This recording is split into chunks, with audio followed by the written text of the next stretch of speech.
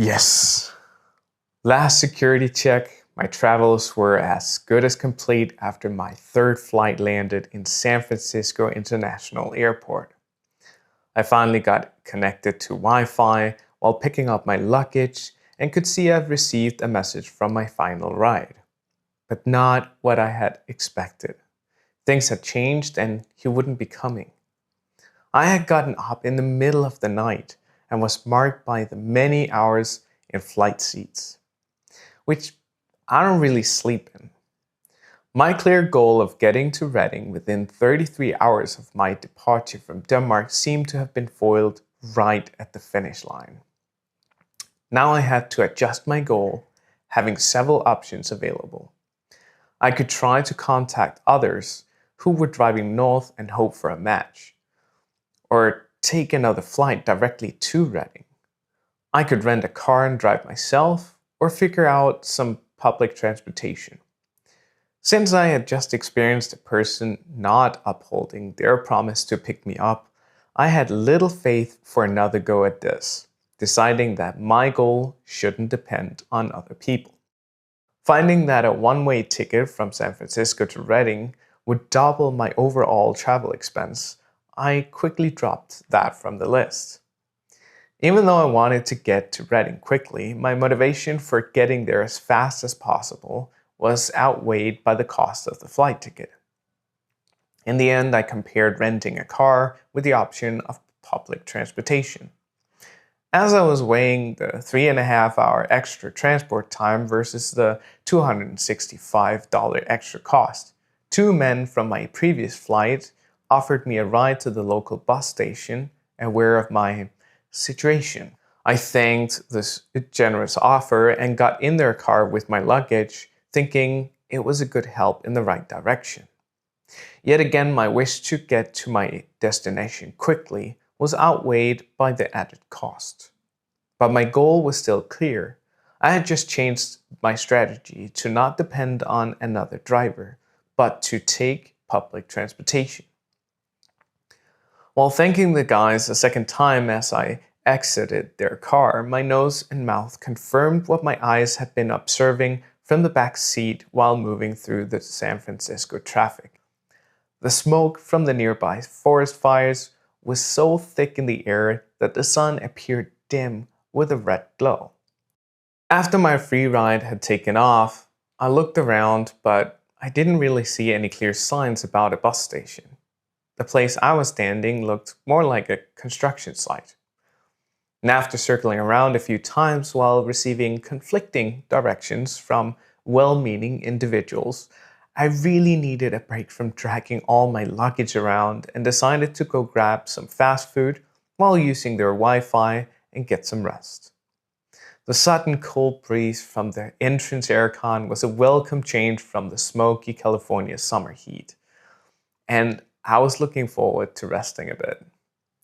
But as I was ordering, I noticed that all the chairs were put aside, and I was told that due to COVID, I was not allowed to stay inside and eat. I dragged my feet quite a bit when leaving the store, trying to push my luggage and hold the sandwich. Outside, the smoke really began to irritate my bloodshot eyes, and sweat re-emerged on every inch of my body, and my painkillers could no longer suppress my aching shoulder pain. I tried to ignore my exhaustion and pain. I rubbed my eyes and grabbed my phone and found that the bus station was only a couple of 100 meters away. With a full belly and a sense of direction, I overcame the discomfort and muscled through. And there it was, the Greyhound station. Relieved, I entered. My wandering was finally over.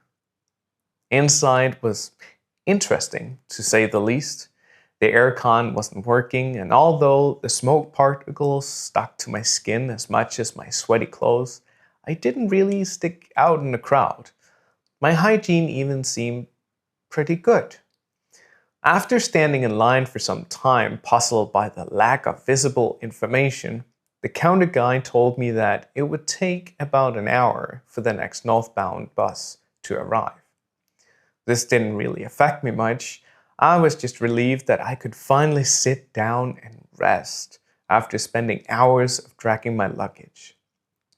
Later, an announcement was made about delays, which echoed a few times over the next couple of hours. Though exhausted, the design of the chair and the drug addicts kept me awake to check on my luggage. After hours of waiting and growing agitation, an uproar was heard across the waiting hall in response to the message heard over the intercom that the northbound route had been closed due to the forest fires. People got up, yelling, and cussed out the guy shrinking behind the counter. I didn't have the energy to respond. I just sat there in disbelief of what had just occurred. Already half a day behind schedule, circumstances seemed to yet again hinder me from my goal. After little time of contemplation, I thought I better make a move on something.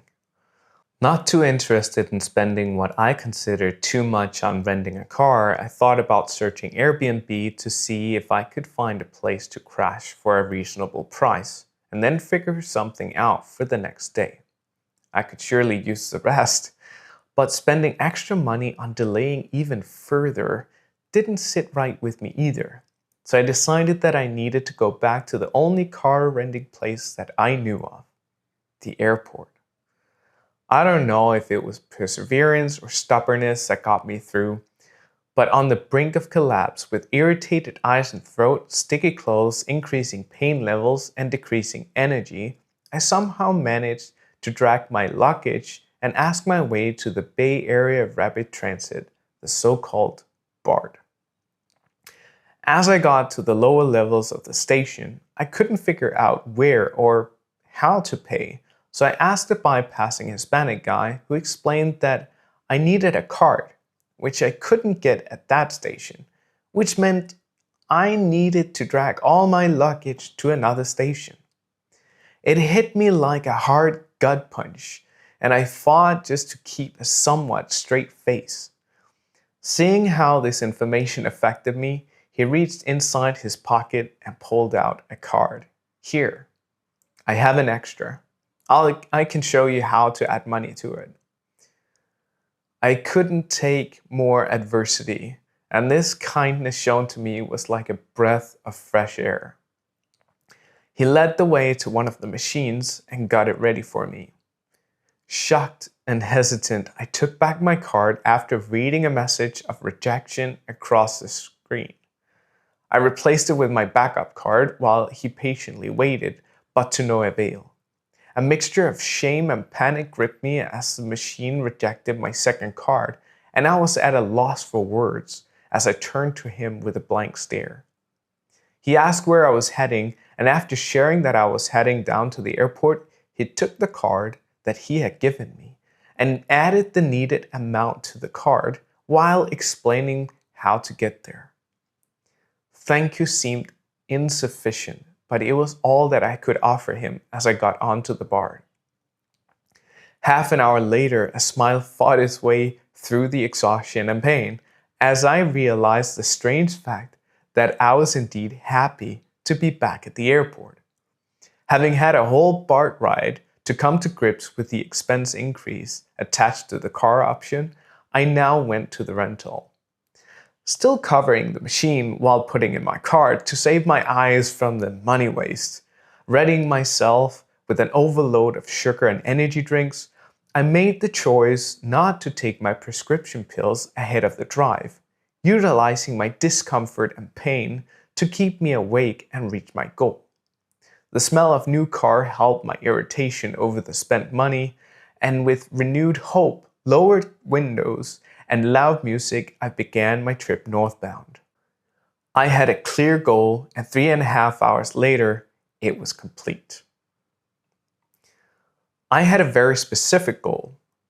I knew where I wanted to go, when I wanted to arrive, and even how I wanted to get there. But my goal wasn't fully dependent on me. When my plans got foiled, I had to adjust to my current circumstances. And after weighing my options between cost and time investment, I made a new plan, choosing the least expensive but more time-consuming one. Yet again, my plans got foiled by unforeseen circumstances, this time the forest fire, and again had to revisit my goal. This time, after weighing my options, I chose the more expensive and more time-efficient option, renting a car instead of booking Airbnb, and I succeeded. Making effective goals is important for any achievement in life. And though we cannot control our surroundings, we can choose how we respond and adjust accordingly. If you struggle with setting effective goals, learning about SMART goals could be a useful tool for you. I share about this in another video, linked in the description down below. My name is David Lynn Kelstrup. Have a blessed day.